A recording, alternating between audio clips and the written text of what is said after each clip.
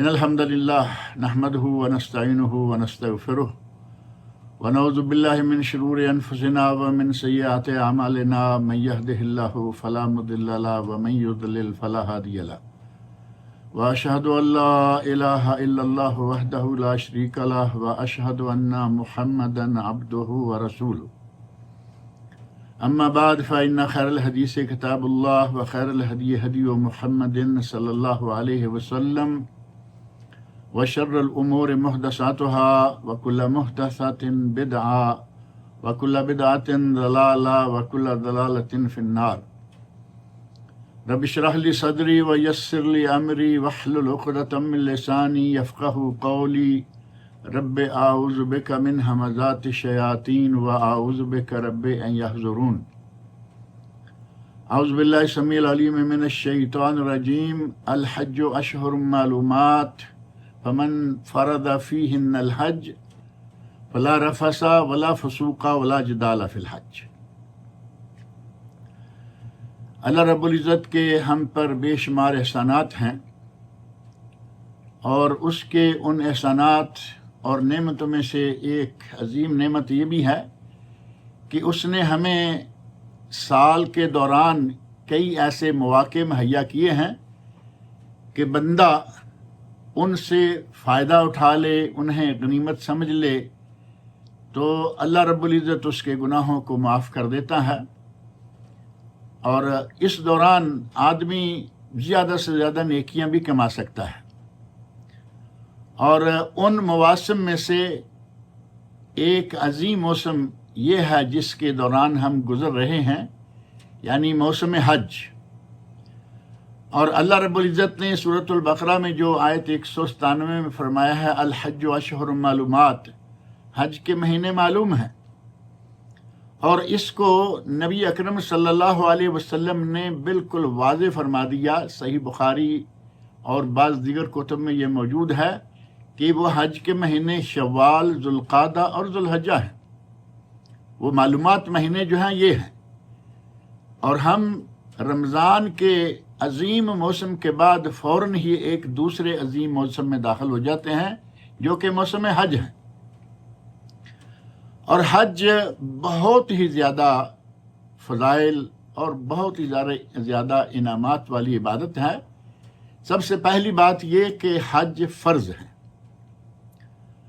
قرآن کریم میں اللہ رب العزت نے ارشاد فرمایا ہے وَلِلَّهِ عَلَى النَّاسِ حِجُّ الْبَيْتِ مَنِ اسْتَطَاعَ إِلَيْهِ سَبِيلًا، لوگوں پر اللہ کے لیے حج کرنا فرض ہے۔ من استطاع الیہ سبیلا، جو بیت اللہ تک پہنچنے کی طاقت رکھتا ہو۔ ومن کفر فإن اللہ غنی عن العالمین، اللہ نے فرمایا کہ اگر کوئی کفر کرتا ہے، انکار کرتا ہے، تو اللہ تمام جہانوں سے غنی ہے۔ آل عمران کی آیت نمبر یہ 197 ہے۔ اللہ رب العزت نے اس آیت میں حج کو ایک فریضہ قرار دیا کہ اللہ کے لیے حج کرنا تم پر فرض کیا گیا ہے۔ اور ایسے ہی نبی اکرم صلی اللہ علیہ وسلم نے حج کو اسلام کے 5 ارکان میں سے ایک رکن قرار دیا ہے، جیسا کہ بڑی مشہور و معروف حدیث ہے صحیح بخاری، مسلم اور دیگر کتابوں میں، بنی الاسلام علی خمس، اسلام کی بنیاد 5 چیزوں پر ہے۔ ان میں سے شہادتین، یعنی اللہ رب العزت کے معبود ہونے اور رسول اللہ صلی اللہ علیہ وسلم کے نبی رسول ہونے کی شہادت دینا، اور دوسرے نمبر پر نماز، پھر روزہ، پھر زکوٰۃ اور پھر حج۔ یہ 5 ارکان اسلام ہیں جن پر نبی اکرم صلی اللہ علیہ وسلم نے فرمایا کہ اسلام کی بنیاد قائم ہے۔ اور ایک دوسری حدیث ہے، وہ بھی صحیح بخاری، مسلم اور دیگر کتب میں موجود ہے، جسے حدیث جبرائیل کہا جاتا ہے۔ اس حدیث جبرائیل میں بھی حضرت جبرائیل علیہ السلام نے، وہ حدیث کافی لمبی ہے، اس کا خلاصہ یہ کہ وہ آئے اور نبی صلی اللہ علیہ وسلم نے آ کے سوال کیا کہ اخبرنی عن الایمان، ایمان کیا ہے؟ نبی صلی اللہ علیہ وسلم نے 6 ارکان ایمان بتا دیے۔ پوچھا اخبرنی عن الاسلام، اسلام کیا ہے؟ تو نبی اکرم صلی اللہ علیہ وسلم نے اسلام کے 5 ارکان بتائے۔ وہ یہی 5 ارکان ہیں جن کا ذکر حدیث میں بھی آیا ہے، اور ابھی میں نے آپ کے سامنے ذکر کیے ہیں۔ پھر انہوں نے پوچھا احسان کیا ہے؟ نبی صلی اللہ علیہ وسلم نے احسان بھی بتایا، ان تعبد اللہ کأنک تراہ فإن لم تکن تراہ فإنہ یراک، تم اللہ کی عبادت اس انداز سے کرو گویا کہ تم اللہ کو دیکھ رہے۔ اب یہ درجہ حاصل کرنا بہت مشکل ہے، لیکن دوسرا درجہ بھی بتا دیا، فإن لم تکن تراہ فإنہ یراک۔ اگر یہ نہیں ہو سکتا کہ تم اس درجے پر پہنچو کہ تم اللہ کو دیکھ رہے ہو، تو کم از کم اتنا تو ہو کہ اللہ تمہیں دیکھ رہا ہے۔ اس حد تک ضرور پہنچ جاؤ کہ اللہ تمہیں دیکھ رہا ہے، یعنی اگر عبادت کرو، مثلا نماز پڑھو، تو یہ بات تمہارے ذہن میں ہو کہ اللہ تمہیں دیکھ رہا ہے، کسی طرح کی ناجائز حرکات فضول اس میں ہونے نہ پائے۔ تو اس حدیث میں بھی حج کو اسلام کے ارکان میں سے ایک رکن قرار دیا گیا۔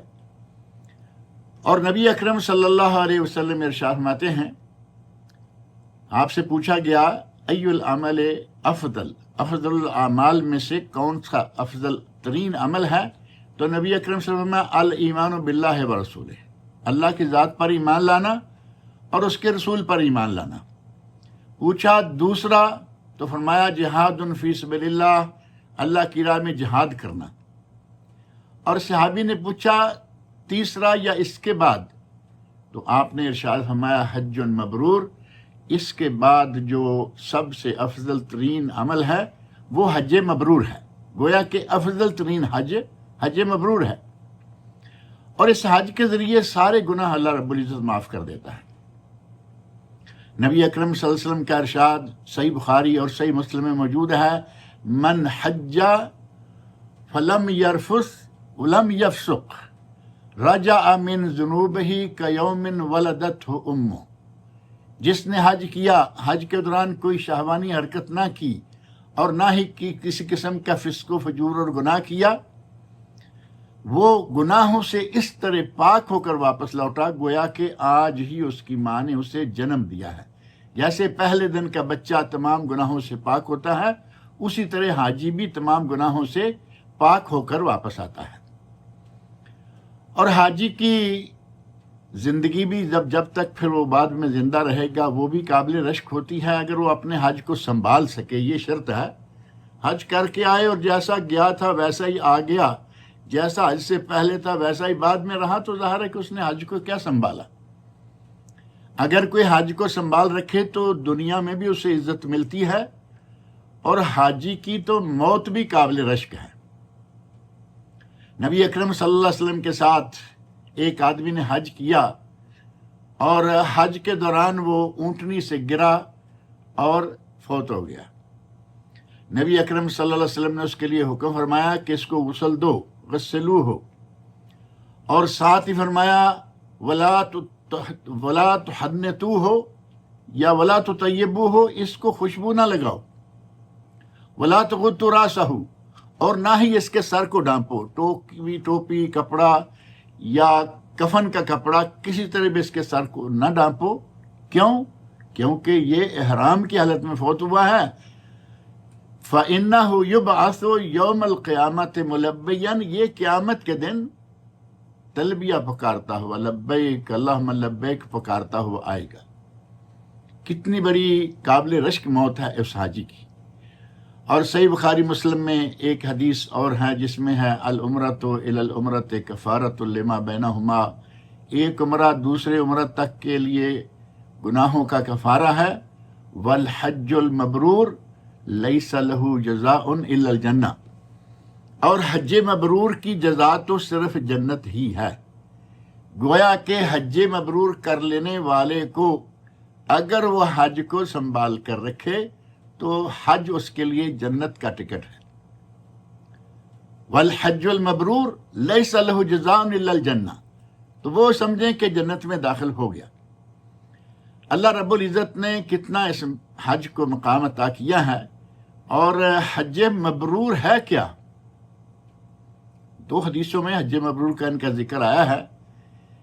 تو افضل الاعمال میں سے تیسرے نمبر پر حج مبرور، اور یہاں فرمایا کہ حج مبرور کی جزا تو جنت ہی ہے، حج مبرور ہے کیا؟ ایک تو حج مبرور وہ ہے جو میں کہہ رہا ہوں کہ اگر کوئی حج کو سنبھال لے، یعنی حج کے بعد آئے تو اس کی زندگی میں ایک حسین انقلاب آ چکا ہو، جیسے پہلے گیا تھا ہر طرح کے گناہوں کا ارتکاب کرتے چلا گیا، حلال حرام کھاتے چلا گیا، کسی قسم کی کوئی پرواہ نہ کی، اگر حج کے بعد آ کر بھی وہ ویسے کا ویسا ہی رہا تو اس نے حج کو سنبھالا نہیں۔ اس کی زندگی میں فرق، اس کی زندگی میں انقلاب آنا چاہیے، پہلے سے اسے بہت اچھا ہو کے رہنا چاہیے، اور صرف اللہ تعالیٰ کے لیے۔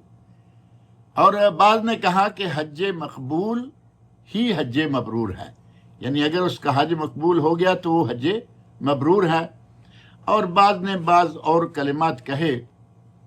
علامہ عبید اللہ رحمانی رحمۃ اللہ علیہ برصغیر پاک و ہند کے بلکہ عالم عرب میں بھی ان کا بڑا مقام ہے۔ عرب لوگ ان کی کتاب جو ہے المرآت شرح مشکات بڑے احترام کے ساتھ پڑھتے ہیں اور ان کے باقاعدہ حوالے دیتے ہیں۔ انہوں نے اپنی اسی المرآت شرح مشکات میں القراء لأم القرى، اس کتاب میں جس میں حج کے تذکرے ہیں، حج کے مسائل و احکام ہیں، اس کتاب کے حوالے سے کہا کہ یہ ساری چیزیں ہی اگر ہو جائیں، حاجی پہلے سے بہتر ہو جائے، حاجی کے دل میں گناہ کا جو تعلق ہے وہ ختم ہوتا یا کم ہوتا جائے، اور حاجی کی طبیعت نیکی کی طرف بڑھتی چلی جائے، تو سمجھے کہ اس کا حج حج مبرور ہے۔ یہ حج مبرور اگر کسی نے کر لیا تو اس کی جزا نبی اکرم صلی اللہ علیہ وسلم کے ارشاد کے مطابق تو جنت ہی ہے۔ اور خواتین کے لیے نبی اکرم صلی اللہ علیہ وسلم نے اس حج کو جہاد قرار دیا ہے۔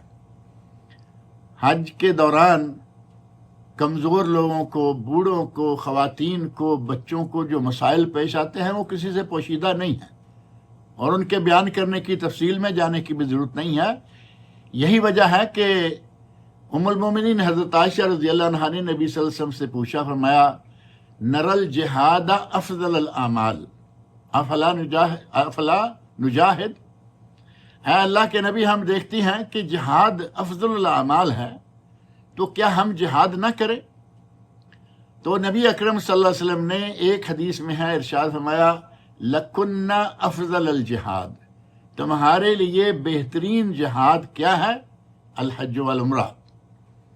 اور ایک روایت میں ہے لَكُنَّ الجہاد لا قتال فیہ الحج والعمرہ، کہ تمہارے لیے وہ جہاد ہے جس میں جنگ بھی نہیں کرنی پڑتی اور تمہیں جہاد کا ثواب ملتا ہے، اور وہ ہے حج و عمرہ۔ اور اس میں اس روایت میں صرف حضرت عائشہ رضی اللہ عنہا کے لیے ہی نہیں بلکہ ایک دوسری روایت میں فرمایا جہاد الکبیر والضعیف والمرأة الحج والعمرہ۔ سنن نسائی کی حسن درجہ کی حدیث ہے کہ بڑی عمر کے لوگ اور ضعیف لوگ اور خواتین، ان کے لیے حج جو ہے وہ جہاد کے برابر ہے۔ اور اللہ تعالیٰ نے حج کرنے والوں کو اپنا مہمان قرار دیا، جیسا کہ سنن نسائی، شعب الایمان، بہقی وغیرہ میں حسن درجے کی ایک حدیث ہے۔ اس میں نبی صلی اللہ علیہ وسلم فرماتے ہیں وفد اللہ ثلاثہ، اللہ کے وفد، اللہ کے مہمان، ڈیلیگیشن جو گورنمنٹ کی طرف سے کسی دوسری ملک میں جائیں تو کتنا ان کا احترام ہوتا ہے، اور اگر وہ اللہ کی طرف مہمان ہو جائیں، اللہ کے مہمان ہو جائیں تو ان کے تو وارے نیارے ہو گئے۔ فرمایا وفد اللہ ثلاثہ، تین لوگ اللہ کا وفد، اللہ کے مہمان ہیں۔ الغازی، جہاد کر کے کامیاب ہو کر واپس لوٹنے والا اللہ کا مہمان ہے۔ والحاج، اور حاجی اللہ کا مہمان ہے۔ والمعتمر، اور جو عمرہ کرنے والے ہیں وہ بھی اللہ کے مہمان ہیں۔ اور ایک حدیث میں ایک واقعہ حضرت عمر بن عاص رضی اللہ عنہما کے اسلام لانے کے ہے۔ حضرت عمر بن عاص رضی اللہ عنہ، کیونکہ ان کے والد جو ہیں وہ مسلمان نہیں ہوئے تھے، اور یہ ہے عبداللہ بن عمر بن عاص۔ عبداللہ مسلمان ہیں، عمر مسلمان ہیں۔ حضرت عمر بن عاص رضی اللہ عنہ اسلام لانے کے لیے نبی صلی اللہ علیہ وسلم کی خدمت میں حاضر ہوئے اور عرض کیا کہ یا رسول اللہ اپنا ہاتھ بڑھائیے، میں بیعت کرتا ہوں۔ نبی اکرم صلی اللہ علیہ وسلم نے اپنا دست مبارک آگے کیا تو حضرت عمر رضی اللہ عنہ نے اپنا ہاتھ واپس کھینچ لیا۔ فرمایا ما بکا یا عمر، عمر کیا بات ہے؟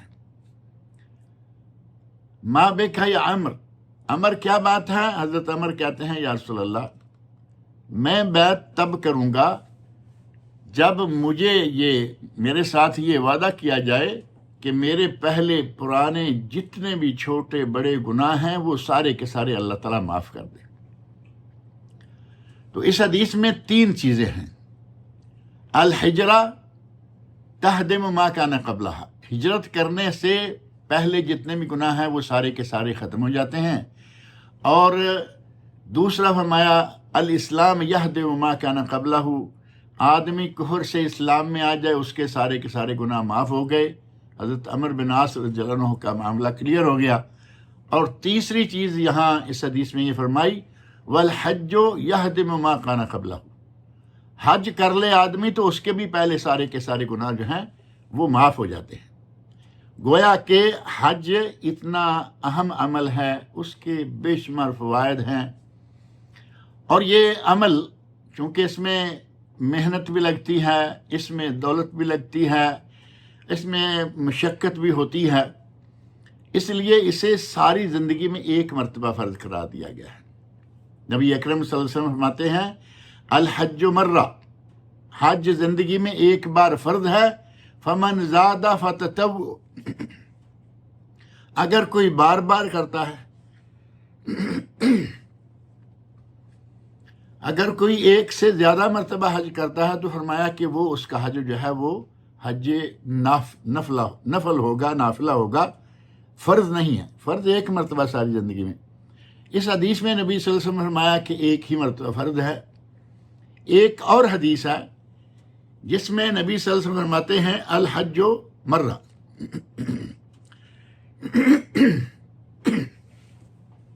الحج مرہ، حج ایک مرتبہ ہے۔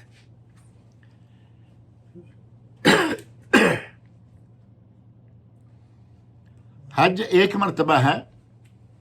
تو ایک صحابی کہتے ہیں ان اللہ فرض علیکم الحج فحجوا، اے لوگو اللہ نے تم پر حج کیا، حج فرض کیا ہے، حج کر لو۔ بات ذہن میں رکھے، صحابی جب سنا کہ نبی صلی اللہ علیہ وسلم فرما رہے ہیں کہ زندگی میں حج ایک مرتبہ ہے، اللہ نے تم پر حج فرض کیا ہے، حج کر لو، تو وہ صحابی کہتے ہیں اکل عام یا رسول اللہ، اے اللہ کے رسول کیا ہر سال حج کرنا ہوگا؟ اس نے 3 بار یہ بات دہرائی، 3 بار کہا کہ یا رسول اللہ کیا ہر سال حج کرنا ہوگا؟ تو نبی اکرم صلی اللہ علیہ وسلم نے فرمایا لو قلت نعم لوجبت ولما استطعتم، اگر میں یہ کہہ دیتا کہ ہاں تو تم پر حج جو ہے وہ ہر سال فرض ہو جاتا اور تم اس کی طاقت نہ پاتے، تم ہر سال حج نہ کر پاتے۔ اسی حدیث میں آپ نے فرمایا کہ میں جہاں چھوڑ دوں وہاں مجھے چھوڑ دیا کرو، اور کثرت کے ساتھ سوال کرنا، بار بار سوال کرنا، فرمایا کہ پہلی امتوں کو ہلاک کر دیا اسی بات نے۔ بہرحال اللہ نے حج فرض کیا ہے، اس کو فرمایا کہ ایک مرتبہ ہی حج ہے، بار بار حج نہیں ہے۔ البتہ ایک حدیث میں فرمایا کہ جب کسی کے پاس استطاعت ہو جائے، استطاعت کیا ہے اس کی میں تفصیل ذکر کرتا ہوں۔ ایک مرتبہ اگر استطاعت حاصل ہو جائے، مالی، جانی اور حالات پرامن، محرم جیسا کہ معروف ہے، اگر یہ ساری چیزیں حاصل ہو جائیں تو فوراً حج کر لینا چاہیے۔ نبی اکرم صلی اللہ علیہ وسلم کا ارشاد ہے، مسند امام احمد میں حدیث ہے، تعجل الحج تعجلوا الی الحج یعنی الفریضہ، تعجلوا الی الحج یعنی الفریضہ، فرض حج کرنے میں جلدی کرو۔ حج فرض ہو گیا ہے، اب یہ نہیں کہ اگلے سال، اس سے اگلے سال بچی کی شادی کر لیں، پھر بیٹا تعلیم مکمل کر لے، پھر جیسا کہ ہمارے یہاں ہے، اور بعد دفعہ ایسا ہے کہ یہ کر لوں، پھر یہ کر لوں، پھر یہ کر لوں، پھر اتنے میں آسمان سے پیغام آ جاتا ہے کہ اب تمہارا کام ختم ہو گیا دنیا سے۔ فرمایا ایسا نہیں، تعجلوا الی الحج یعنی الفریضہ، فرض حج جو ہے اسے ادا کرنے میں جلدی کرو، فإن أحدكم لا يدري ما يعرض له من مرض أو حاجة، تم میں سے کوئی نہیں جانتا کہ اگلے سال تمہیں کون سا مرض گھیر لے کہ کہیں تم جا نہ سکو، یا تمہیں کوئی ایسی حاجت پیش آ جائے کہ تم حج نہ کر سکو۔ لہذا جب حج کی استطاعت ہو جائے تو حج کر لینا چاہیے، اور حج کی استطاعت ہو جانے کے باوجود بھی اگر کوئی حج نہیں کرتا تو حضرت عمر فاروق رضی اللہ عنہ نے فرمایا کہ میں چاہتا ہوں کہ وہ لوگ جو حج کی طاقت حاصل ہو جانے کے باوجود حج نہیں کرتے، میں ان پر غیر مسلموں سے لیا جانے والا جزیہ جو ہے وہ نافذ کر دوں، وہ ٹیکس لگا دوں، اور 2 مرتبہ فرمایا ما ہم بمسلمین ما ہم بمسلمین، وہ لوگ مسلمان نہیں ہیں، یعنی جن لوگوں پر حج فرض ہو چکا ہے لیکن اس کے باوجود وہ حج نہیں کرتے، وہ کہتے ہیں کہ وہ مسلمان ہی نہیں۔ اب رہا مسئلہ یہ کہ استطاعت کیا ہے۔ حج کی استطاعت نبی صلی اللہ علیہ وسلم سے پوچھا گیا، یا رسول اللہ ما السبیل، اللہ نے جو قرآن کریم میں فرمایا ہے من استطاع الیہ سبیلا، من استطاع الیہ سبیلا میں سبیل سے مراد کیا ہے؟ تو نبی اکرم صلی اللہ علیہ وسلم فرمایا الزاد والراحلہ، زاد راہ اور سواری، یعنی سواری کا خرچ آنے جانے کا، وہاں حج کے دوران رہنے کا خرچ، اور پیچھے جو آپ نے چھوڑ کے جا رہا ہے تب تک اس کے واپس آنے تک کے لیے یہ خرچ اگر موجود ہے تو یہ ہے سبیل، اتنا کافی ہے۔ سنن دارقطنی اور مستدرک امام حاکم میں یہ حدیث موجود ہے جو کہ امام حسن بصری رحمہ اللہ تک مرسلاً صحیح ہے۔ دوسرا، جسمانی طور پر آدمی تندرست ہو، اتنا بوڑھا نہ ہو کہ اب وہ چل بھی نہ سکے، جسمانی استطاعت جو ہے وہ بھی ضروری ہے۔ ایک خاتون نے، قبیلہ بنی خصم کی خاتون ہیں، وہ کہتی ہیں کہ یا رسول اللہ ادرکت ابی فریضۃ اللہ فی الحج، ادرکت ابی شیخاً کبیراً لا یثبت علی الراحلہ، میرے والد پر حج فرض ہو گیا ہے لیکن بڑھاپے کا یہ عالم ہے کہ وہ سواری پر بھی بیٹھا نہیں رہ سکتا، یہ ہے جسمانی استطاعت۔ اگر کوئی سواری پر بھی بیٹھا حج نہ کر سکتا ہو تو پھر اس کے بارے میں خاتون پوچھتی ہیں کہ کیا میں اپنے والد کی طرف سے حج کر لوں؟ تو نبی اکرم صلی اللہ علیہ وسلم فرمایا کہ کر۔ تیسری چیز ہے امن و امان، یعنی راستے میں امن و امان ہو، آپ جہاں سے چلے ہیں وہاں سے لے کر مکہ مکرمہ پہنچ تک امن و امان ہو۔ آج الحمدللہ یہ بہت ہی اللہ کا شکر ہے کہ حجاج کے لیے کوئی رکاوٹ نہیں امن و امان کے معاملے میں۔ ایئرپورٹ سے بیٹھیں گے، اگلی ایئرپورٹ اتریں گے آ کے جدہ میں، مدینہ منورہ میں، دونوں جگہ مکمل امن و امان۔ کوئی وقت تھا کہ حجاج لوٹ لیے جاتے، جب وہ پیدل سفر کرتے انہیں لوٹ لیا جاتا، مار دیا جاتا، قتل کر دیا جاتا، حتیٰ کہ بعض اہل علم نے تو یہاں تک لکھا ہے کہ ان کے کپڑے تک اتروا کر ننگا کر دیا جاتا۔ جبکہ آج الحمدللہ سعودی عرب کی جو حالت ہے وہ دنیا بھر کے سامنے ہے۔ ملک عبدالعزیز رحمہ اللہ کے عہد سے لے کر سعودی عرب میں اب ایسی کوئی چیز نہیں رہی، دنیا کا سب سے پرامن ملک سعودی عرب ہے، لہذا امن کی حالت جو ہے وہ بھی موجود ہے۔ اور چوتھی چیز جو ہے وہ ہے محرم۔ عورت ہے تو اس کے لیے محرم شرط ہے، ظاہر ہے کہ مرد کے لیے تو محرم نہیں، وہ تو خود محرم ہے۔ عورت ہے تو محرم شرط ہے۔ صحیح بخاری اور مسلم میں نبی اکرم صلی اللہ علیہ وسلم کا ارشاد ہے لا تسافر المرأۃ الا ومعها محرم، کوئی عورت سفر نہ کرے سوائے اس کے کہ اس کے ساتھ محرم ہو۔ اب یہاں سفر ہے، بعض روایات میں 1 دن اور رات کا سفر، بعد میں 2 دن اور 2 رات کا سفر، بعد میں 3 دن اور 3 رات کا سفر، یہ مختلف احادیث ہیں۔ بنیاد یہ حدیث ہے کہ عورت کو محرم کے بغیر کوئی بھی سفر، جسے سفر کسی علاقے میں عرف عام میں سفر کہا جاتا ہے، عورت اکیلے سفر نہیں کر سکتی۔ رہا یہ کہ وہ احادیث جو ہیں وہ کیا ہے، وہ ہے مختلف حالات میں کسی نے کہا کہ یا رسول اللہ عورت 3 دن کا سفر کرے نہ کرے اکیلی، فرمایا نہیں، 2 دن کا کرے نہ کرے نہیں، 1 دن کا کرے نہ کرے نہیں۔ اور یہ حدیث جو صحیح سند سے ثابت ہے، اس میں بخاری و مسلم کے حدیث فرمایا کہ عورت سفر اکیلے کرے ہی نہیں سوائے اس کے ساتھ محرم۔ اب سفر کیا ہے؟ اگر تو سفر قصر والا کہیں تو 100 کلومیٹر اور 40 کلومیٹر یا 37 کلومیٹر والی حدیث بھی موجود ہے کہ نبی اکرم صلی اللہ علیہ وسلم نے ذوالحلیفہ میں آ کر قصر نماز پڑھی ہے۔ ظہر مدینہ منورہ میں پڑھی، مسجد نبوی میں 4 رکعتیں اور ذوالحلیفہ میں آ کر 2 رکعتیں پڑھی۔ اور چونکہ آپ کا آگے سفر لمبا تھا، لہذا ایک یہ ہے کہ ذوالحلیفہ کی جتنی مسافت مسجد نبوی سے تقریباً 37 کلومیٹر 40 کلومیٹر، اور اگر یہ کہا جائے کہ تمام ائمہ و علماء کے نزدیک جو بالاتفاق مسافت ہے وہ ہے 100 کلومیٹر۔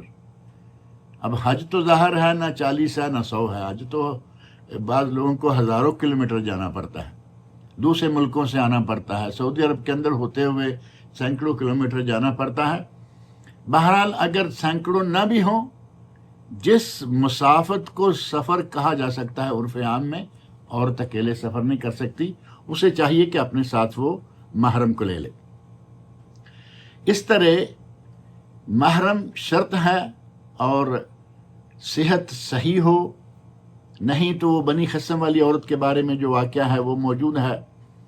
اور ایک حدیث میں آتا ہے، صحیح بخاری میں حدیث ہے کہ ایک عورت نے کہا یا رسول اللہ، میری والدہ نے، میری بہن نے، ان اختی نظرت، میری بہن نے یہ نظر مان لی کہ وہ حج کرے گی، لیکن وہ فوت ہو گئی ہے، اس نے حج نہیں کیا۔ تو نبی اکرم صلی اللہ علیہ وسلم فرمایا کہ اگر تم پر کوئی قرض ہو تو اتارو گی؟ فرمایا ضرور اتاروں گی۔ تو فرمایا کہ یہ حج اللہ کا قرض ہے، فَهُوَ أَحَقُّ بِالْقَضَاءِ، اللہ کا قرض ادا کرنا سب سے زیادہ حقدار ہے۔ لہذا بہن کو کہا کہ اپنی بہن کی طرف سے حج کر لو، اس خاتون کو کہا کہ اپنے باپ کی طرف سے حج کر لو۔ اور ایک عورت کہتی ہے کہ میری ماں فوت ہو گئی ہے، اور کیا میں اس کی طرف سے حج کر لوں؟ فرمایا کہ اس کی طرف سے حج کر لو۔ یہ صحیح مسلم، ابو داؤد اور ترمذی میں حدیث موجود ہے۔ اور ایک حدیث میں ہے مرد کی طرف سے مرد کا حج، اور وہ بڑی مشہور و معروف حدیث جو کہ ابو داؤد، ابن ماجہ وغیرہ میں ہے۔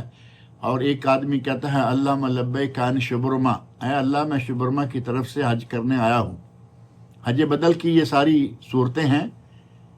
تو آپ نے پوچھا کہ کون ہے شبرمہ، من شبرمہ؟ تو وہ کہتے ہیں اخ لی اور قریب لی، میرے بھائی ہیں یا میرے رشتہ دار۔ اس کا مطلب یہ ہوا کہ بھائی کی طرف سے بھی حج ہو سکتا ہے اور قریبی کی طرف سے بھی حج ہو سکتا ہے، کیونکہ نبی صلی اللہ علیہ وسلم نے یہ نہیں فرمایا کہ یہ بھائی کی طرف سے تو ٹھیک ہے، قریبی کون ہوا؟ اب جب اس نے کہا کہ میرا بھائی ہے یا قریبی ہے، تو آپ نے سوال کیا احججت عن نفسک، کیا اپنی طرف سے حج کر چکے ہو، اپنا حج کر لیا ہے؟ فرمایا نہیں۔ فرمایا حج عن شبرمہ ثم حج عن نفسک ثم حج عن شبرمہ، پہلے اپنا حج کرو اور اس کے بعد شبرمہ کا حج کرنا۔ حج بدل کے لیے یہ بھی ایک شرط ہے کہ جب تک آدمی نے خود حج نہ کیا ہوا ہو، تب تک وہ کسی کی طرف سے حج بدل نہ کرے۔ غرض یہ کہ حج بدل کی یہ 3-4 صورتیں ہو سکتی ہیں۔ تینوں چاروں صورتوں میں مرد کی طرف سے مرد، مرد کی طرف سے عورت، اور عورت کی طرف سے عورت، یعنی عورت کی طرف سے عورت، مرد کی طرف سے مرد، مرد کی طرف سے عورت، عورت کی طرف سے مرد، 4 صورتیں ہو سکتی ہیں۔ حدیث میں چاروں موجود ہیں۔ بعض لوگ اڑ جاتے ہیں کہ نہیں عورت ہے تو اس کی طرف سے عورت ہی حج بدل کرے، ایسی کوئی حدیث نہیں۔ کوئی بھی کسی کی طرف سے حج کر سکتا ہے۔ اب آتے ہیں حج پر روانگی کے لیے جو بنیادی چیزیں روانگی سے بھی پہلے ضروری ہیں کہ اللہ کا تقوی اختیار کرے، جو کہ بڑی اہم چیز ہے۔ وَمَن يَتَّقِ اللَّهَ، اگر کوئی آدمی اللہ سے ڈر جاتا ہے تو اللہ اس کے لیے راستے بنا دیتا ہے، اور اللہ رب العزت اسے وہاں سے رزق دیتا ہے جہاں سے اس نے کبھی سوچا بھی نہیں ہوتا۔ وَمَن يَتَّقِ اللَّهَ يَجْعَل لَّهُ مَخْرَجًا وَيَرْزُقْهُ مِنْ حَيْثُ لَا يَحْتَسِبُ۔ اللہ کا تقوی اختیار کرے، اور اللہ رب العزت نے قرآن کریم میں ہی سورہ نور کی آیت 31 میں فرمایا وَتُوبُوا إِلَى اللَّهِ جَمِيعًا أَيُّهَا الْمُؤْمِنُونَ لَعَلَّكُمْ تُفْلِحُونَ، اے ایمان والو سارے کے سارے اللہ کی طرف توبہ طائب ہو جاؤ، لعلکم تفلحون، تاکہ شاید تم فلاح اور ہدایت پا جاؤ۔ اور توبہ کی شرطیں جو ہیں وہ معروف ہیں۔ جو گناہ کر رہا ہے فوراً اسے چھوڑ دے، جو کر چکا ہے اس پر وہ ندامت اور شرمندگی کا اظہار کرے، آئندہ وہ گناہ نہ کرنے کے لیے عہد کر لے، عزم بالجزم کر لے۔ اور اگر گناہ کا تعلق اللہ اور بندے کے مابین ہے تو یہ 3 شرطیں، اور اگر گناہ کا تعلق بندے اور بندے کے درمیان ہے، کسی کو گالی دی، کسی کو مارا، کسی کو کچھ کیا، تو اس وقت 4تھی شرط جو ہے وہ یہ ہے کہ پہلے اس بندے سے معافی مانگے، بندے سے معافی مانگے، پھر اللہ رب العزت معاف کر دے گا۔ بہرحال یہ کہ توبہ طائب ہو کر جائیں۔ اور تیسری چیز یہ ہے کہ آدمی خلوص اور للہیت، حج پہ جائے تو دل میں نیت یہ نہ ہو کہ لوگ کہیں گے کہ سارے لوگوں نے حج کر لیا اور یہ آدمی پتہ نہیں حج کیوں نہیں کرتا، لوگوں کی باتوں سے ڈرتا ہوا نہ حج کرے، بلکہ اللہ کے لیے حج کرے۔ وما امروا الا ليعبدوا الله مخلصین له الدین، سورۃ البینہ 30ویں سپارے میں 5ویں آیت، کہ انہیں اس بات کا حکم دیا گیا ہے کہ وہ صرف اللہ کی عبادت کریں، مخلصین لہ الدین، اللہ کے لیے دین کو خالص کر کے عبادت کریں تو صرف اللہ رب العزت کے لیے، اور مال حلال سے حج کریں۔ یہ بڑی اہم چیز ہے کہ مال اگر اس نے سارا سود کا پیسہ ہے یا سودی کاروبار کے دوران وہ پیسہ آیا ہے، سودی بینکوں کی ملازمت کے دوران آیا ہے، سود لیتا رہا ہے، وہ پیسہ جمع ہے، چوری کا اس میں پیسہ شامل ہے، اور چوری کبھی کبھی سیدھی چوری ہوتی ہے، وہ تو چلو کم لوگ ہیں، لیکن کچھ چوریاں ایسی ہیں کہ وہ شاید سمجھتے بھی نہیں کہ وہ چوری کر رہا ہے۔ دکان سے مال لیا کمپنی کے لیے 1 لاکھ کا، اور کہا کہ 1,10,000 کا مجھے بل چاہیے۔ چوری، زبردست قسم کی چوری، یہ پرچیزنگ والے جو لوگ ہیں۔ اسی طرح بہت ساری چیزیں، کمپنیوں کا مال کھا جانا، کمپنیوں کا گورنمنٹ کا مال کھانا، یہ ساری چوریاں ہی شمار ہوں گی۔ ان سب چیزوں کے سے ہٹ کے جو پاک کمائی ہے اس سے وہ حج کرے۔ اور صحیح مسلم وغیرہ میں حدیث موجود ہے، نبی اکرم صلی اللہ علیہ وسلم فرماتے ہیں یا ایھا الناس ان اللہ طیب ولا یقبل الا طیبا، اللہ طیب ہے اور وہ طیب کے سوا کسی چیز کو پسند نہیں کرتا۔ ان اللہ امر المومنین بما امر بہ المرسلین، اللہ نے مومنوں کو وہ حکم دیا ہے جو مرسلین کو، رسولوں کو حکم دیا، اور رسولوں کو جو حکم دیا قرآن کریم میں وہ موجود ہے سورۃ المومنون کی آیت نمبر 51 میں، یا ایھا الرسل، رسولوں کو حکم یہ دیا یا ایھا الرسل کلوا من الطیبات واعملوا صالحا، پاکیزہ کھاؤ اور نیک عمل کرو۔ اور جو مومنوں کو حکم دیا وہ سورۃ البقرہ کی آیت نمبر 172 میں موجود ہے۔ اللہ رب العزت ارشاد فرماتے ہیں یا ایھا الذین آمنوا کلوا من طیبات ما رزقناکم، اے ایمان والو ان طیب چیزوں کو کھاؤ جو ہم نے تمہیں دی ہیں۔ اور پھر اس کے بعد نبی اکرم صلی اللہ علیہ وسلم نے ایک آدمی کا ذکر کیا، یطیل السفر شعثا غبرہ، ایک آدمی اشحس اغبر، ایک آدمی لمبا سفر کر کے آیا ہے، سر کے بال پراکندہ ہیں، کپڑے گندے ہو چکے ہیں، حالت بڑی عجیب سی بنی ہوئی ہے، اشحس اغبر یعنی غبار آلود ہے۔ اور یمد یدیہ الی السماء، آسمان کی طرف وہ ہاتھوں کو اٹھاتا ہے، یا رب یا رب یا رب کرتا ہے۔ اور نبی سے فرماتے ہیں اس کا کھانا حرام سے، پینا حرام سے، کپڑا حرام سے، طعام، شراب، ملبس وغذی بالحرام، غذا ساری حرام سے، فَأَنَّ يُسْتَجَابُ لِذَلِكَ، اس کی دعا کیسے قبول ہوگی؟ اب یہ ذہن میں رکھیں کہ اپنے حج پر جانے کے لیے جو آپ کا مال ہو وہ بالکل پاک ہو، اس میں کسی قسم کی کوئی ملاوٹ نہ ہو، خاص طور پر حرام مال لے کر حج نہ کریں ورنہ وہ قبول نہیں ہوگا۔ نبی صلی اللہ علیہ وسلم فرما رہے ہیں فَأَنَّ يُسْتَجَابُ لِذَلِكَ، اس کی دعا کیسے قبول ہوگی؟ مطعمہ حرام، مشربہ حرام، ملبسہ حرام، وغذی بالحرام۔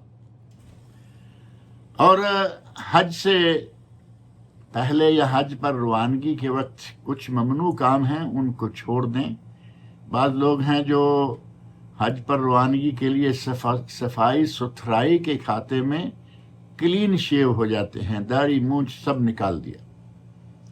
داڑھی نکالنا تو ویسے ہی نبی اکرم صلی اللہ علیہ وسلم نے مطلقاً منع کر رکھا ہے، اور پھر آپ حج پہ جا رہے ہیں۔ یہاں تو موقع ہے کہ اللہ رب العزت کا حکم مانتے ہوئے آج کے بعد پکے ہو جائیں کہ داڑھی کو منڈوانا چھوڑ دیں۔ داڑھی کو جو کم از کم مقدار مسنون ہے وہ ہے 1 مٹھی کے برابر، کم از کم۔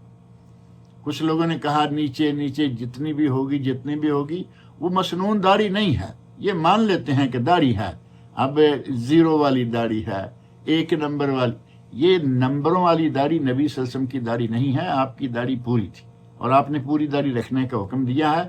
اوفوا اللحیٰ وقصوا الشوارب، داڑیاں بڑھاؤ، ان کو معاف کرو اور مونچھوں کو کٹواؤ، اور ساتھ ہی ایک روایت میں ہے وخالف المشرکین، اور مشرکین کی مخالفت کرو۔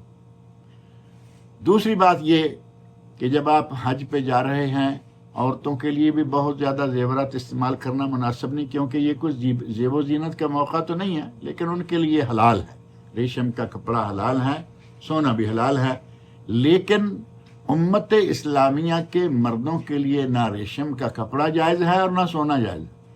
وہ سونا انگوٹھی کی شکل میں ہے، تب بھی نبی صلی اللہ علیہ وسلم نے منع فرمایا۔ صحیح بخاری مسلم میں حدیث ہے نہا رسول اللہ صلی اللہ علیہ وسلم عن خاتم الذہب، نبی صلی اللہ علیہ وسلم نے سونے کی انگوٹھی سے منع کیا۔ کچھ لوگ ہیں، نوجوان بھی ہیں اور شاید بڑے بھی ہوں گے، گلے میں سونے کا چین، یہ بھی تو سونا ہے، اور مرد ہو کر سونا استعمال کرے۔ کچھ لوگ ایک نیا کام شروع کر چکے ہیں، 1 کان میں یا 2 کان میں بالی، یہ اگر سونے کی نہ بھی ہو تب بھی ناجائز ہے، کیونکہ یہ سارے کے سارے کام عورتوں کے ساتھ مشابہت کرنے والے، اور نبی اکرم صلی اللہ علیہ وسلم نے لعنت فرمائی ہے اس مرد پر جو عورتوں کی مشابہت کرے، اور اس عورت پر جو مردوں کی مشابہت کرے۔ یہ بہت بڑا گناہ ہے، لہذا ان چیزوں سے بچیں، اور اس پورے سفر کے دوران بلکہ اپنی پوری زندگی میں شرک اور بدعات سے بہت ہی بچ کر رہیں، کیونکہ یہ گناہ ایسے ہیں کہ نیکیوں کو تباہ کر دیتے ہیں۔ حتیٰ کہ سورۃ الانعام میں اللہ رب العزت نے 18 انبیاء کرام کا نام لیا باری باری اکٹھے، اور آخر میں فرمایا وَلَوْ أَشْرَكُوا، اگر یہ شرک کریں لَحَبِطَ عَنْهُمْ مَا كَانُوا يَعْمَلُونَ، لَحَبِطَ عَنْهُمْ مَا كَانُوا يَعْمَلُونَ، ان کے سارے اعمال برباد ہو جائیں۔ اگر نبی بھی شرک کرتے تو ان کے بھی سارے اعمال برباد ہو جاتے، اور امام الانبیاء والرسل حضرت محمد رسول اللہ صلی اللہ علیہ وسلم آپ کے بارے میں یہ فرمایا گا لَإِنْ أَشْرَكْتَ لَيَحْبَطَنَّ عَمَلُكَ وَلَتَكُونَنَّ مِنَ الْخَاسِرِينَ، اے میرے نبی اگر آپ بھی شرک کریں تو آپ کے بھی سارے اعمال تباہ ہو جائیں اور آپ نقصان اٹھانے والوں میں سے ہو جائیں۔ اور سنتوں کی خلاف ورزی کرنا، بدعات کا ارتکاب کرنا، اللہ رب العزت نے قرآن کریم سورہ نور آیت 63 میں فرمایا فَلْيَحْذَرِ الَّذِينَ يُخَالِفُونَ عَنْ أَمْرِهِ أَن تُصِيبَهُمْ فِتْنَةٌ أَوْ يُصِيبَهُمْ عَذَابٌ أَلِيمٌ، لوگوں کو ڈرنا چاہیے، نبی صلی اللہ علیہ وسلم کے ارشادات کی خلاف ورزی نہ کریں، کہیں دنیا آخرت کے کسی فتنے میں نہ مبتلا ہو جائے۔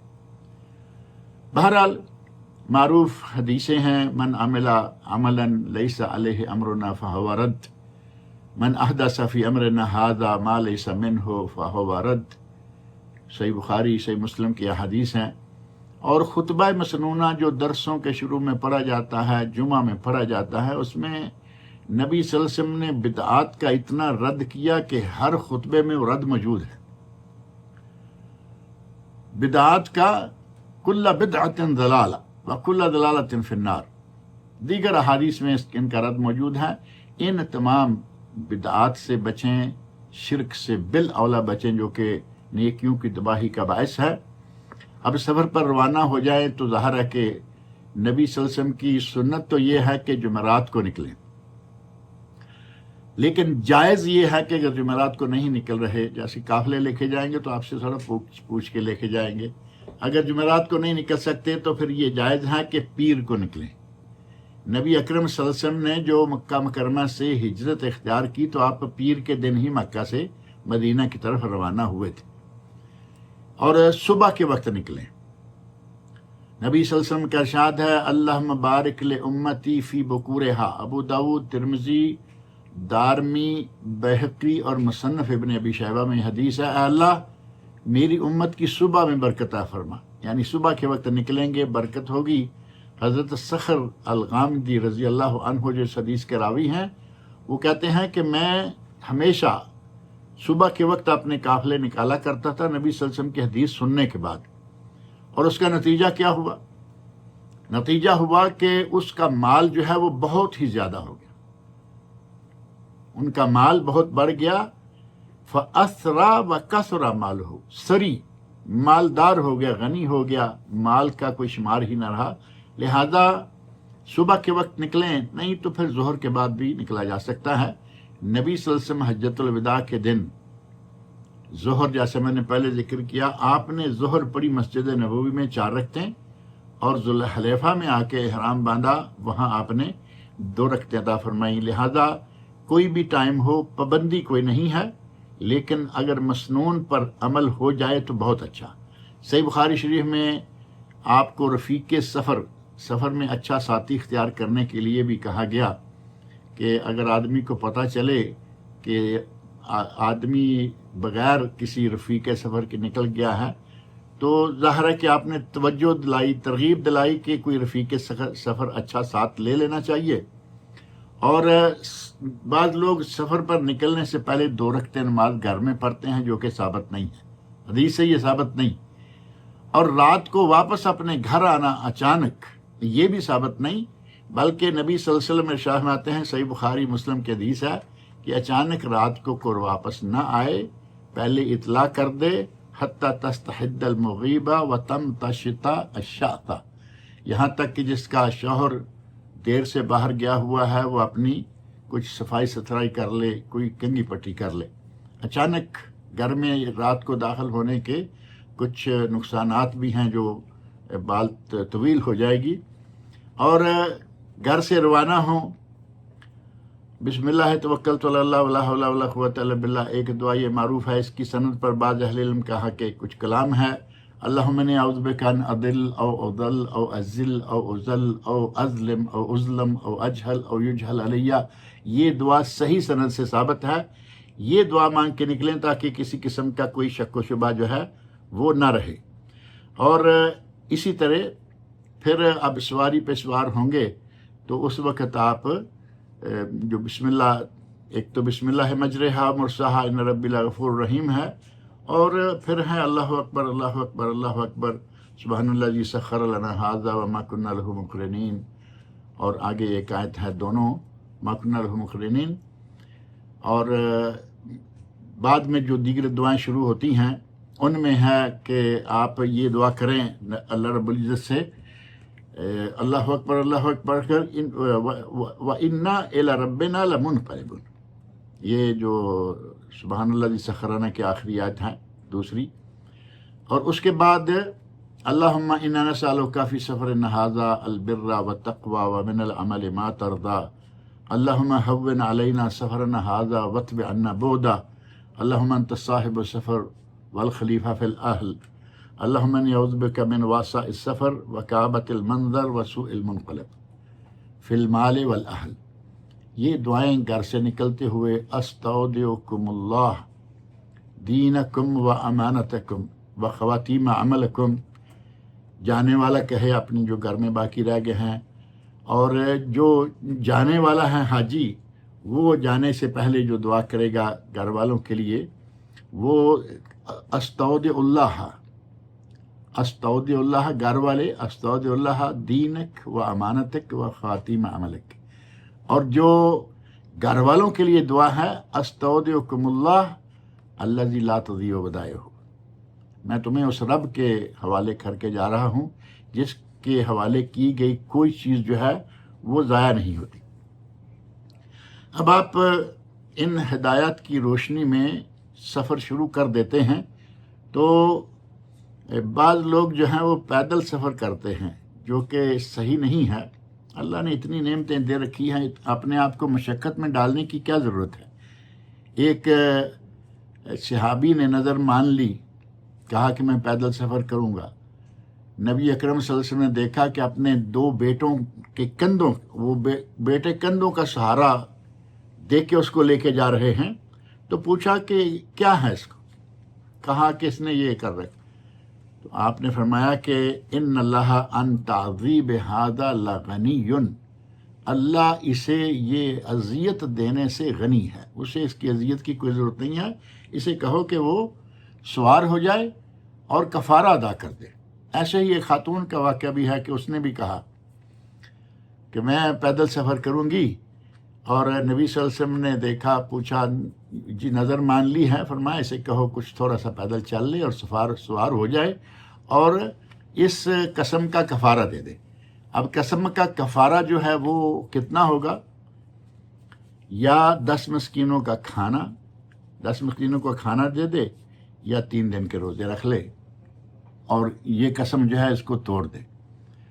اب آپ سفر کے دوران اچھے اخلاق، اچھے انداز کے ساتھ جاتے ہوئے جب کسی میقات پر پہنچتے ہیں، جو میقات مکانی ہے. میقات زمانی میں نے شروع میں ذکر کر دیا، شوال، ذوالقعدہ اور ذوالحجہ، ان 3 مہینوں میں حج کیا جاتا ہے، اور حج کا احرام ان 3 مہینوں سے پہلے یا بعد میں نہیں باندھا جا سکتا.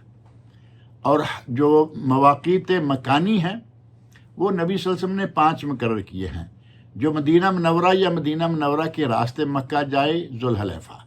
شام سے آنے والوں کے لیے جحفہ، جسے آج کل رابغ کے مقام پر احرام باندھا جاتا ہے، وہی مقام جحفہ ہے. اور نجد، ریاض یا ریاض سے ہوتے ہوئے جتنے لوگ بھی جائیں گے ان کے لیے قرن المنازل یا السیل الکبیر، جو کہ طائف میں ہے. اور اسی طرح یمن سے آنے والے لوگ اور پاکستان سے جو بحری جہازوں میں آتے تھے، اس راستے سے آنے والے لوگ جو ہیں وہ یلملم، جسے آج کل سعدیہ کہا جاتا ہے. اور عراق سے آنے والوں کے لیے ذات عرق. نبی صلی اللہ علیہ وسلم فرمایا ہن لہن ولمن اطاع علیہن من غیر اہلہن لمن کان یرید الحج والعمرہ. جو لوگ ان جگہوں سے آئیں یا باہر سے آتے ہوئے ان جگہوں سے گزرے، ان کے لیے حج کا ارادہ، عمرے کا ارادہ کرنے والے ہیں تو یہ میقات ہیں. اور جو ان سے اندر ہیں وہ اپنے گھروں سے احرام باندھ لے. حتی اہل مکہ تا من مکہ تا، بخاری مسلم، یہاں تک کہ مکہ والے مکہ سے احرام باندھے. اگر کوئی بغیر احرام باندھے میقات سے گزر گیا، اب وہ جہاں کہیں بھی ہے احرام اگر باندھ لیتا ہے تو دم دینا پڑے گا، یا پھر دوسرا آپشن یہ ہے کہ واپس اپنی میقات پہ چلا جائے اور وہاں سے جا کے احرام باندھ کے آئے. احرام باندھنے کا طریقہ بالکل آسان ہے. صحیح مسلم، سنن اربع اور سنن دارقطنی، مسند امام احمد میں حدیث ہے کہ آپ سب سے پہلے نبی صلی اللہ علیہ وسلم نے غسل کیا ہے. افضل یہی ہے کہ غسل کریں، نہیں تو کم از کم پھر اتنا تو ہو کہ آپ باوضو ہوں، باوضو ہو کر احرام باندھیں. اور حیض والی، نفاس والی عورتیں بھی اسی طرح حیض باندھیں، غسل کر لیں، اچھی طرح صفائی کا خیال رکھتے ہوئے جو ضروری ہے وہ کر لیں اور احرام باندھ لیں. مردوں کے لیے خوشبو لگانا یہ احرام باندھنے سے پہلے جائز ہیں، لیکن احرام کے کپڑے پر نہیں۔ اور مردوں کا احرام ہے 2 چادریں، جوتا کسی بھی قسم کا ہو وہ پہن سکتے ہیں، سوائے اس کے کہ وہ ٹخنوں کو نہ ڈھانپنے والا ہو۔ بڑے پریشان ہوتے ہیں لوگ، یہ چپل ہے اس کو پہن سکتے نہیں، یہ جوتا ہے اس کو پہن۔ اتنی ایک شرط ہے، کوئی اس کے پاؤں کے اوپر کا، دائیں کا، بائیں کا، آگے کا، پیچھے کا کوئی مسئلہ نہیں ہے، صرف یہ کہ وہ ٹخنے کو نہ ڈھانپے۔ نبی اکرم صلی اللہ علیہ وسلم نے فرمایا کہ جس کے پاس جوتا نہیں فَلْيَلْبِسْ الْخُفَّيْنِ، تو وہ اپنے موزے پہن لے، اور ایک حدیث میں ہے کہ آپ نے ہمارے ٹخنوں کے نیچے سے رکھ کے کاٹ لے تاکہ ٹخنے جو ہیں وہ ننگے ہو جائیں۔ اور عورتوں کا لباس ساتر ہو، اور کوئی بھی لباس ہو، کوئی شرط نہیں ان میں۔ اور جو آج کل عورتوں نے اپنا ایک لباس حرام اسپیشل بنا لیا ہے، وہ انہوں نے خود بنا لیا ہے، اس کا کوئی مسنون ذکر نہیں ہے۔ کوئی بھی لباس جو پہنا کرتی ہیں ساتر ہو۔ اور احرام کے دوران عورتوں کا پردہ کرنا اتنا غیر معروف ہو گیا ہے کہ اکثر دیکھیں گے کوئی پردہ نہیں کیے ہوئے، جبکہ کہیں بھی غیر محرم سامنے آ جائے، وہ سفر کے دوران ہو، وہ مکہ میں ہو، وہ مدینہ میں ہو، احرام کی حالت میں اگر آپ ہیں، منا، عرفات، مزدلفہ میں ہیں، گلی بازار میں ہیں، جہاں بھی ہیں، اگر غیر محرم سامنے ہیں آپ ننگے منہ اس کے سامنے نہیں آ سکتے۔ مسئلہ کچھ اور تھا، ہم نے کچھ اور بنا لیا۔ نبی صلی اللہ علیہ وسلم کی حدیث موجود ہے، لا تنتقب المرأة ولا تلبس الخفازین، قفازین، عورت نہ تو نقاب باندھے اور نہ ہی دستانے پہنے۔ نقاب باندھنا ایک نوز پیس عرب عورتوں کا یہاں ہوتا تھا، ناک کے اوپر سے آنکھوں کے نیچے سے پیچھے گزر کر باندھتی، اس کے اوپر پھر برقع ہوتا۔ اس نوز پیس سے منع کر دیا۔ عورتیں ہمارے یہاں جو برقع استعمال کرتی ہیں ان کا بھی ایک سر سے گرانے والا کپڑا ہوتا ہے، اور اس کو آپ باندھیں ایسے کہ جہاں سر کے بال شروع ہوتے ہیں، خواتین یہاں باندھیں اور پیچھے لے جا کر کانوں کے پیچھے، لیکن کانوں کے اوپر سے جائے وہ کپڑا یا وہ دھاگا، اور پیچھے چوٹی کے نیچے جا کے باندھ دیں تاکہ یہ وزن کی وجہ سے گرنے بھی نہ پائے، اور پیشانی بھی ننگی رہے۔ چہرے پر کچھ باندھنا منع ہے۔ اور یہاں نقاب عربی مراد ہے، ہمارا پاکستانی انڈین اردو والا نقاب نہیں ہے۔ جس طرح کے شراب عربی میں کچھ اور ہے اور ہمارے یہاں کچھ اور ہے، اسی طرح نقاب عربی میں کچھ اور ہے اور ہمارے یہاں کچھ اور ہے۔ اس نقاب کے لفظ کی غلط فہمی نے بے شمار عورتوں کو حج کے پورے موسم کے دوران ہی بے پردہ کر دیا ہے، ننگے منہ حج کر رہی ہیں، عمرہ کر رہی ہیں، جبکہ یہ بہت غلط عمل ہے۔ یہ انداز اختیار کرنا، اس کی بجائے عورت کو بڑے پردے کے ساتھ بڑے اچھے انداز سے اپنا سلسلہ جو ہے وہ رکھنا چاہیے، تاکہ وہ جب حج کرے تو اللہ تعالیٰ کے لیے خاص اسپیشل انداز سے وہ حج کر رہی ہو۔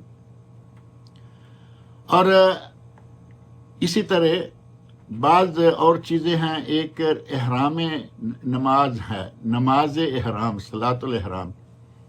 صلاۃ الاحرام جو ہے وہ 2 رکعتیں ہیں نفل، اگر کوئی پڑھ لیتا ہے ٹھیک ہے، اگر کوئی نہیں پڑھ سکتا تو یہ واجب نہیں ہے۔ بعض لوگ پریشان ہو جاتے ہیں جو کیسے کریں۔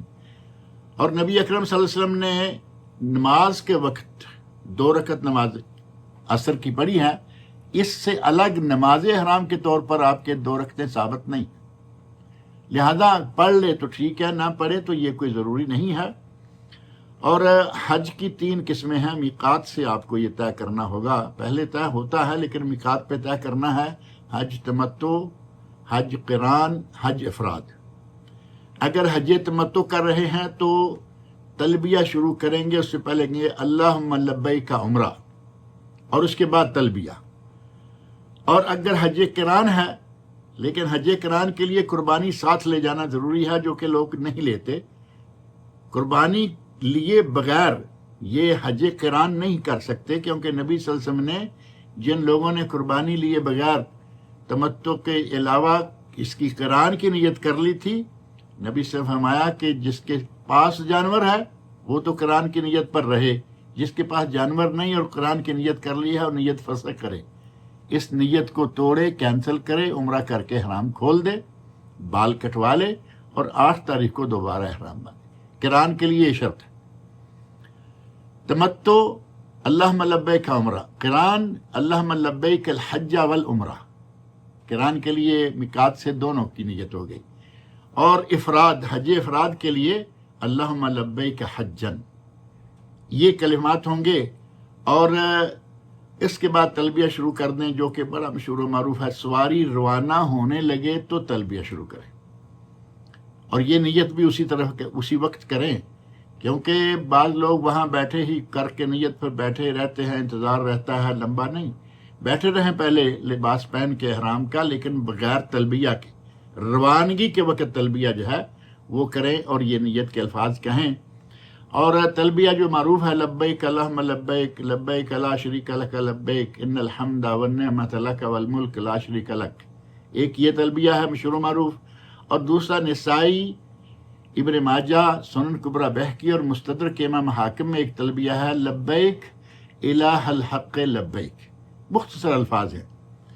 اور اسی طرح ایک صحیح مسلم، ابو داؤد اور مسند امام احمد میں ہے، لبیک و سعدیک والخیر بیدیک والرغباء والعمل، یہ بھی جائز ہے، ثابت ہے صحیح مسلم وغیرہ میں، اگر کوئی چاہے تو یہ تلبیہ کر لے۔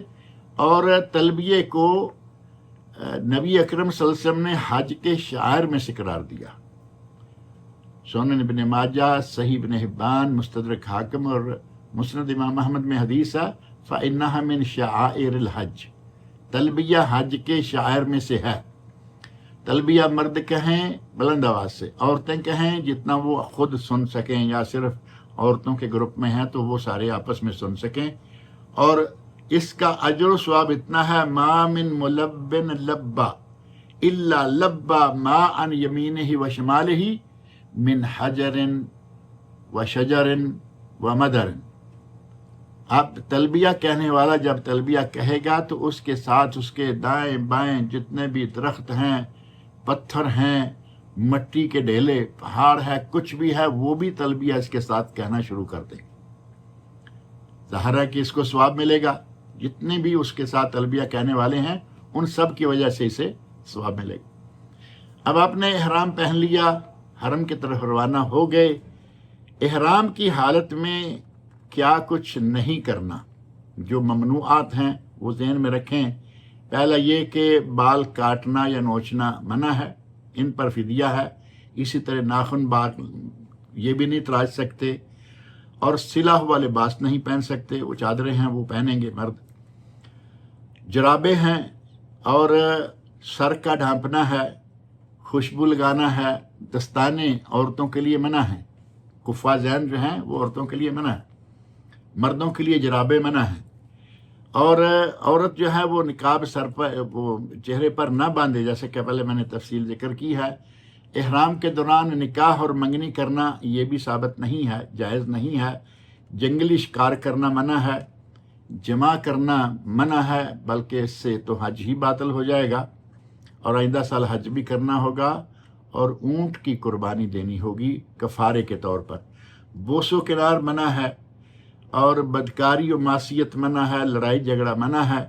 ایسے ہی حرم شریف کے جتنے بھی درخت ہیں ان کا کاٹنا منع ہے، اور اسی طرح اگر کوئی گری پڑی چیز ملتی ہے تو اس کا اٹھانا بھی منع ہے، الا یہ کہ کوئی اٹھائے اور مکتب المفقودات جو گمشدہ چیزوں کا دفتر ہے اس میں جمع کرا دے تو پھر کوئی حرج نہیں ہے۔ اور کنگا کرنا، اس کے بارے میں اہل علم کا اختلاف ہے کہ کرے نہ کرے۔ ظاہر ہے کہ یہ وقت جو ہے وہ اپنے آپ کو بنانے سنوارنے کا تو نہیں ہے، لیکن اگر ایسا ہو کہ ضرورت پیش آ گئی ہے، شروع میں ہی غسل کر لیا تھا، احرام باندھ لیا، اور بالوں کی پوزیشن ایسی ہے کہ کنگا کیے بغیر وہ نہیں رہ پائیں گے 3 دن کے لیے، 4 کے لیے۔ ظاہر ہے کہ 8 کو احرام باندھنا ہے، 9 اور 10 کو احرام میں رہنا، یہ 3 دن حج کے ہیں، تو وہ اگر ضرورت ہے تو وہ کنگا کر لے، کیونکہ ایک حدیث میں کنگے کا ذکر ملتا ہے کہ اس کی اجازت دی گئی۔ جو چیزیں احرام کی حالت میں جائز ہیں ان میں سے ہے کہ غسل کر سکتا ہے اگر ضرورت ہے، گرمی ہے، کچھ بھی ضرورت پیش آ گئی ہے، واجب ہو گیا غسل وہ بھی کرے گا، اور گرمی پسینہ وغیرہ کی وجہ سے بھی کر سکتا ہے۔ احرام کے کپڑے بدلنے پڑے بدل سکتا ہے۔ سایہ ہے چھتری کا، امبریلا جو اوپر ہوتا ہے وہ جائز ہے۔ آج کل ایک چھتری نکلی ہے کہ وہ ایسے سر کے اوپر باندھی ہوتی ہے ٹوپی کی طرح، وہ جائز نہیں ہے، کیونکہ وہ سر پہ کپڑا لینے اور سر پہ ٹوپی وغیرہ لینے کے قائم مقام ہے، لہذا اسے استعمال نہ کیا جائے۔ سرما، آئی ڈراپس یا کوئی اس طرح کی دوا ڈالنا جائز ہے۔ بلا قصد و ارادہ کسی عورت کو ہاتھ لگ جائے، اپنی عورت ہو کوئی بھی ہو تو یہ بھی جائز ہے، لیکن بلا قصد۔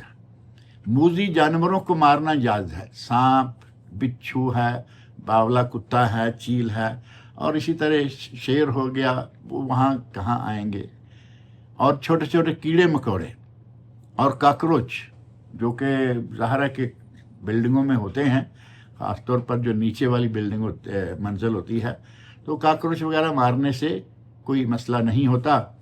منہ ڈھانپنا جائز ہے، سر ڈھانپنا منع ہے، منہ ڈھانپنا جائز ہے اگر سردی کی وجہ سے ضرورت پیش آ جائے، اور آج کل تو الحمدللہ موسم اچھا ہے۔ اسی طرح اگر ضرورت پڑے تو حجامہ کرا سکتا ہے۔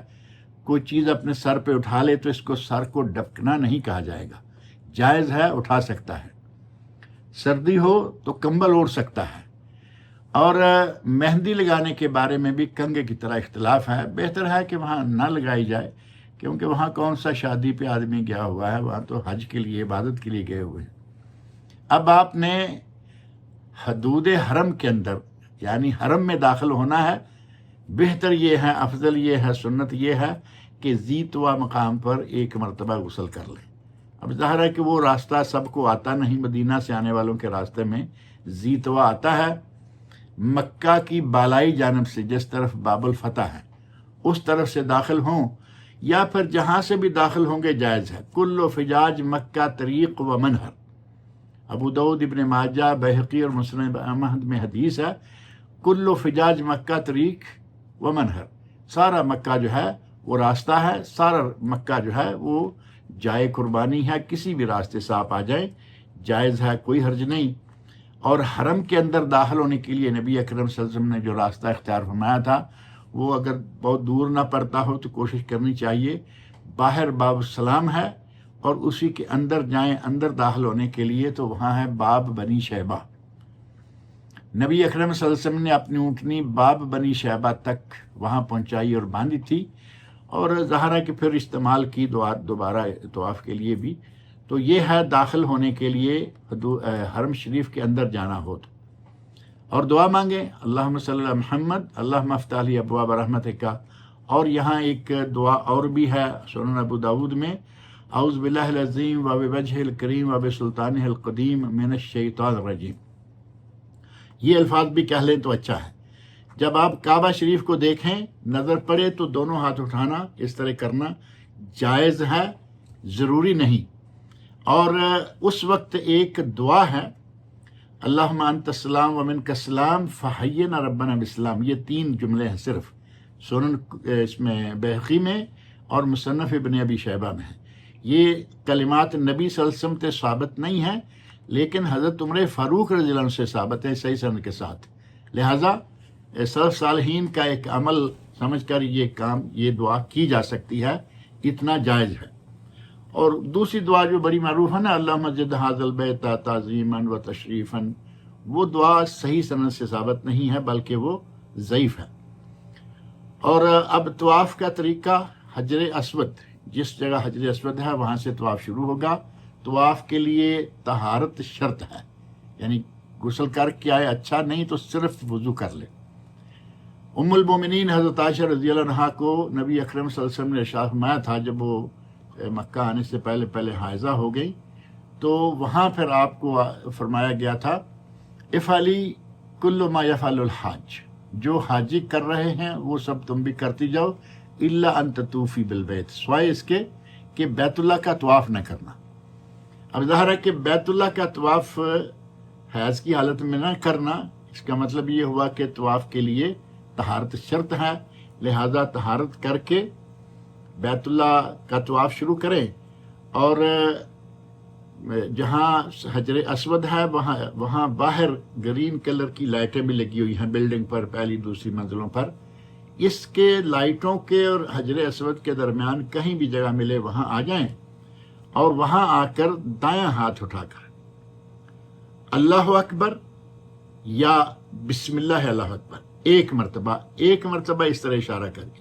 نہ دونوں ہاتھ جائز ہیں، نہ دونوں ہاتھوں کو اس طرح بار بار کرنا جائز ہے. صرف ایک ہاتھ کو ایسے اٹھائیں اور بسم اللہ اللہ اکبر کہیں اور ساتھ ہی طواف شروع کر دیں. یہ طواف کا آغاز ہوگا، اور پورے طواف کے دوران اللہ سے دعائیں مانگتے رہیں. کوئی دعا ثابت نہیں ہے سوائے ایک دعا کے، اور وہ ہے رکن یمانی اور حجر اسود کے دوران جب پہنچے تو اس وقت ہے ربنا آتنا فی الدنیا حسنہ وفی الآخرۃ حسنہ وقنا عذاب النار، سورۃ البقرہ کی آیت نمبر 202. جب آپ آغاز کریں طواف کا، اگر موقع مل جائے کہیں قریب ہیں تو جا کے بوسہ دیں طواف کو، بہت ہی زیادہ اجر و ثواب. بوسہ نہیں دے سکتے ہاتھ لگائیں، ہاتھ کو بوسہ دے دیں، ثواب. ہاتھ بھی نہیں جا رہا، آپ کی چھڑی جا سکتی ہے. اب کسی کے پاس اگر سٹک ہے، چھڑی ہے تو چھڑی جا سکتی ہے تو بہتر انداز سے کسی کو اذیت نہ ہو، چھڑی پہنچائے اور اس کا وہ مقام چوم لے، اجر و ثواب. اور اگر یہ بھی نہیں ہو سکتا تو جہاں کہیں کھڑا ہے سیدھا آ جائے اس مقام پر جو گرین کلر کی لائٹوں اور حجر اسود کے درمیان کا ایریا ہے. تھوڑا آگے پیچھے کوئی مسئلہ نہیں، وہاں آ کے صرف یہ ہاتھ کا اشارہ کرے، بسم اللہ اکبر کہے اور طواف شروع کر دے. طواف شروع کرنے سے پہلے دایاں کندھا مردوں کو اپنا جو احرام ہے دایاں کندھا ننگا کر لینا ہے. دائیں کندھے کو ننگا رکھ کے پہلے 3 طواف کے چکر جو ہیں ان میں تھوڑا تھوڑا بھاگنا ہے، جسے رمل کہا جاتا ہے. اور کندھے کو ننگا کرنا، کندھے کے نیچے سے گزار کر احرام کو اس کندھے پہ کرانا، اسے اضطباء کہا گیا. اضطباء، کندھا ننگا کرنا اضطباء، اور تھوڑا تیز چلنا یا بھاگنا تھوڑا تھوڑا، یہ ہے رمل. اور رمل کے بارے میں یہ ہے کہ مکہ والوں نے کہا یا آپس میں کہا کہ یہ ان کو تو مدینہ کا بخار کھا گیا ہوگا، یہ تو مریض ہو گئے ہوں گے، کمزور ہو گئے ہوں گے. نبی صلی اللہ علیہ وسلم کو یہ خبر ملی تو آپ نے فرمایا کہ جا کے پہلا جو طواف کرنا ہے، طواف قدوم کہہ لیں، طواف حج کہہ لیں، فرمایا اس طواف کے دوران آپ کو اس طرح جانا ہے کہ آپ تھوڑا بھاگتے ہوئے چلتے ہوئے جائیں گے تو اہل شرک جو ہیں وہ دیکھ لیں گے. تو انہوں نے دیکھا تو انہوں نے واقعی آپس میں کہا کہ یہ تو ایسے ہیں جیسے کہ ہرنیاں چل رہی ہیں. تو یہ انداز اختیار کریں. اب یہ دایاں کندھا ننگا ہو تو وہ ذرا آسانی سے چل سکیں گے، اور یہ 3 چکروں میں آپ نے رمل کرنی ہے. لیکن کندھا جو ہے وہ مسلسل 7 چکروں میں ننگا رہے گا. جب 2 رکھتے پڑیں گے تو اس وقت کندھے کو ڈھانپ کر 2 رکھتے پڑیں گے. اگر رش ہے اور آپ کی خواہش ہے کہ میں بیت اللہ اس کو حجر اسود کو چوم کے ہی ہٹوں گا، تو یہ دکم پیل جائز نہیں ہے، دوسروں کو اذیت دینا جائز نہیں ہے. حضرت عمر فاروق رضی اللہ عنہ، انہیں نبی صلی اللہ علیہ وسلم نے فرمایا تھا، یا عمر انکا رجل قوی لا تؤذ ضعیف، تم قوی آدمی ہو، ضعیف آدمی کو تکلیف نہ دینا. فإن خلالک، اگر آپ کو حجر اسود خالی مل جائے بوسہ دو، اور اگر رش ہے، بھیڑ ہے، تو فرمایا کہ دور سے اشارہ کرو اور آگے نکل جاؤ. حضرت عمر فاروق رضی اللہ عنہ نے حجر اسود کے سامنے کھڑے ہو کر جب انہیں موقع مل گیا بوسہ دینے کا تو اس وقت بڑے زبردست الفاظ انہوں نے کہے. انہوں نے کہا انی لعالم انک حجر، میں جانتا ہوں کہ تو پتھر ہے، لا تضر ولا تنفع، تو نفع نقصان تو کوئی پہنچا نہیں سکتا. لولا انی رأیت رسول اللہ صلی اللہ علیہ وسلم یقبل ما قبلتک، اگر میں نے کبھی نبی صلی اللہ علیہ وسلم کو تمہیں بوسہ دیتے ہوئے نہ دیکھا ہوتا تو میں تمہیں کبھی بھی بوسہ نہ دیتا. بہرحال یہاں بوسہ یا ہاتھ کو یا چھڑی کو یا اشارہ کر کے آپ نے طواف شروع کر دیا. حتیم کے باہر سے نکلنا ہے، حتیم کے اندر سے نکلیں گے تو طواف ناقص ہوگا. حتیم وہ جو گول دائرہ ہے، آدھا نیم دائرہ، اس کے باہر سے نکلیں اور آگے آپ کے آ جائے گا تیسرا کونا، حجر اسود سے پہلے رکن یمانی والا کونا۔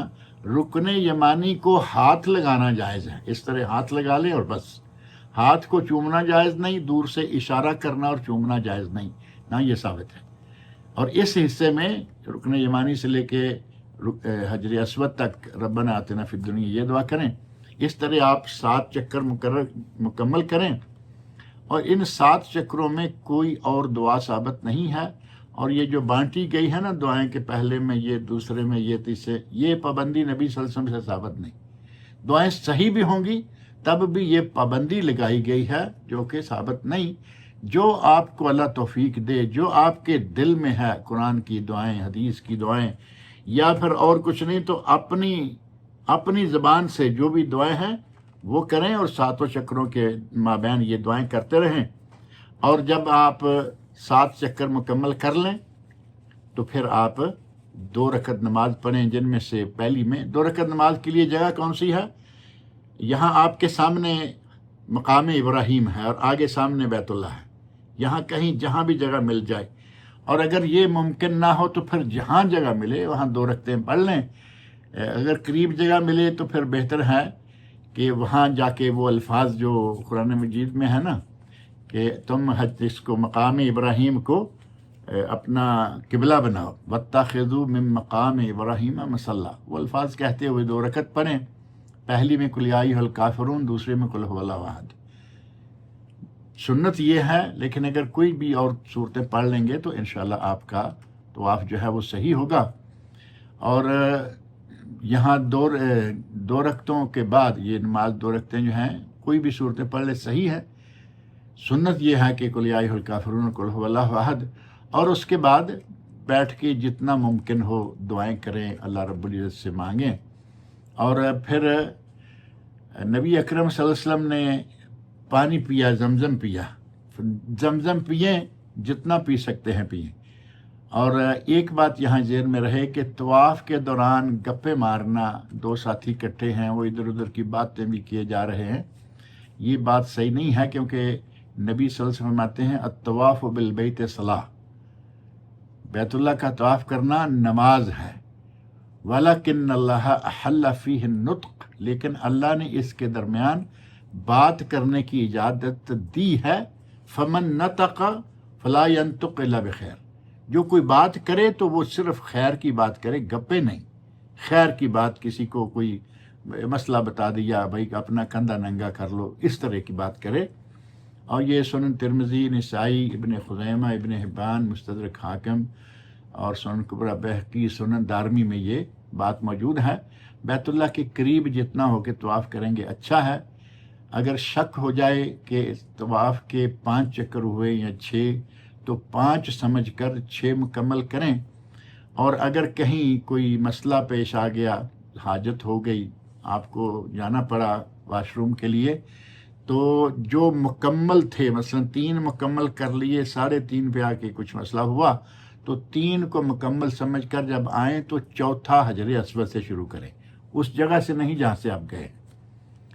اور سلسل بول والا، استحاضہ والی عورت، سلسل ری والا مرد یا عورت، یہ جو ہیں ان کے لیے اجازت ہے کہ وہ 1 مرتبہ شروع میں جو وضو کر لیں گے وہ مسلسل ان کا وضو رہے گا، الا یہ کہ پھر ان کو کوئی حاجت ہو جائے تو پھر وضو ٹوٹے گا، ورنہ جو ہوا نکلنا یا پیشاب نکلنا یا خون کا قطرہ نکلنا، ان سے ان کا وضو نہیں ٹوٹے گا، وہ اپنا سلسلہ مکمل کریں۔ زمزم کے بارے میں فرمایا ماء زمزم خیر ماء علی الارض، زمین پر سب سے بہترین پانی زمزم ہے۔ ماء زمزم طعام و طعم و شفاء و سقم، یہ کھانے والے کے لیے کھانا ہے، بھوکے کے لیے کھانا ہے، بیمار کے لیے شفا ہے۔ اور ایک حدیث میں آتا ہے ماء زمزم لما شرب لہ، زمزم جس نیت سے پیو گے اللہ تعالیٰ اسی نیت کو پورا کرے گا۔ اس طرح طواف مکمل کر کے آپ صفا مروہ کی طرف چلے جائیں۔ بہتر یہ ہے کہ جہاں وہ لائٹیں لگی ہوئی ہیں اس کے نیچے باب الصفا لکھا ہے، نبی صلی اللہ علیہ وسلم وہاں سے نکل کے گئے تھے، وہاں سے ہو کے جائیں، نہیں تو کہیں سے بھی جائیں اور جا کے صفا پر کھڑے ہو جائیں۔ पहाड़ी तक पहुंच सकते हैं, ठीक है, थोड़ी सी पहाड़ी उन्होंने शीशे के अंदर बंद कर दी है, लेकिन थोड़ी खाली भी है, नहीं तो कम से कम जो ऊंचाई है उस पर तो ज़रूर जाएं। और वहाँ जाकर ला इलाहा इल्लल्लाह वहदहु ला शरीका लहू लहुल मुल्कु व लहुल हम्दु व हुवा अला कुल्लि शैइन क़दीर, ला इलाहा इल्लल्लाह वहदहु अनजज़ वअदहु व नसर अब्दहु व हज़मल अहज़ाब वहदहु, ये कलिमात हैं, ये दुआएं करें। और इन्न सफ़ा वल मरवता मिन शआइरिल्लाह, सूरतुल बकरा की आयत नंबर 158, ये याद करके जाएं। वहाँ ये ऊपर वैसे छत पर भी ये लिखी हुई है, लेकिन ज़बानी याद हो तो अच्छा है। अब यहाँ से आप किबला की तरफ मुंह करके, काबा की तरफ मुंह करके ये सारी दुआएं वगैरह करके जब आप फारिग हुए तो अब आप सही शुरू कर दें, चलते जाएं, कोई भी दुआएं मांगते जाएं। जब आप ग्रीन लाइट्स के एरिया में चले जाएं तो वहाँ जाके फिर थोड़ा सा तेज़ चलना है, जैसे रमल है। नबी सल्लल्लाहु अलैहि वसल्लम का इरशाद है, ला युक़्तउल अबताहु इल्ला शद्दन, ये वादी अबता थी कभी पथरेली, इसको भाग कर ही पार करना है।